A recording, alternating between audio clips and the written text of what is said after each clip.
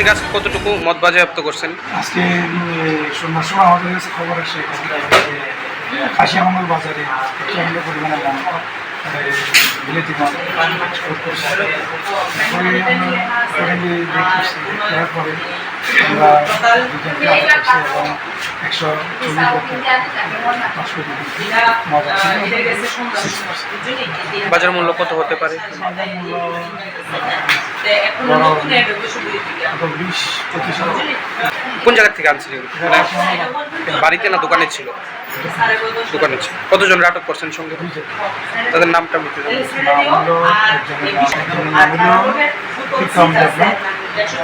আরেকজনের নাম হলো নয়ন কুমার।